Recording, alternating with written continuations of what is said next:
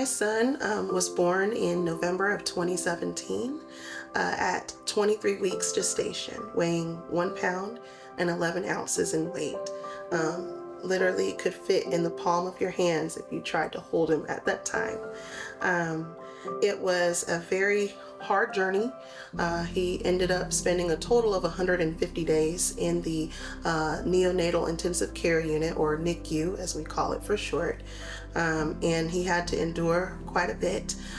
From birth, he ended up being diagnosed with grade 3 and grade 4 brain bleeds, which ended up, despite several interventions, did not resolve and ended up causing him to contract a condition known as hydrocephalus. Hydrocephalus, also known as water on the brain or fluid on the brain, is a neurological condition that is very rare. If I'm not mistaken, I think the CDC labels it as 1 out of every 300,000 people in the world have this particular condition. And essentially what causes it is the cerebral spinal fluid that builds in the brain. For someone who's hydrocephalic, it fails to drain along the spine. So my son ended up developing this condition and ended up requiring a medical intervention called a VP shunt, a tiny device implanted into his brain to help get the fluid to drain from his brain down the spine and into his stomach. The benefits of the device, when it comes down to educators are concerned, I can see that playing a much larger role in the future of education.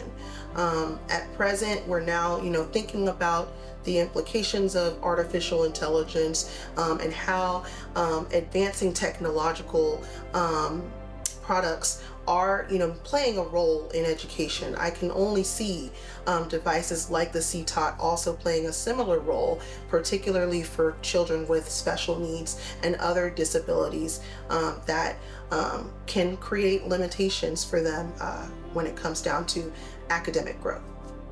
So when it comes down to the CTOT device, one of the benefits that I think educators will be able to appreciate is how, just like for doctors being able to make certain moves as far as what would be the best benefits for a particular patient, I think that the same could also be said for students.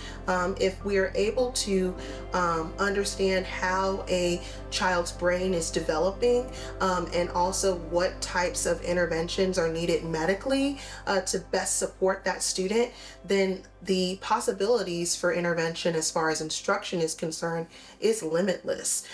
Just thinking about in particular the prognosis of my son and how certain moves were made by his physicians and specialists in order to better serve him when it comes down to educators are concerned, I can see that playing a much larger role in the future of education. These boxing gloves were from my uncle, his great uncle, just as a gift to symbolize that he is a fighter.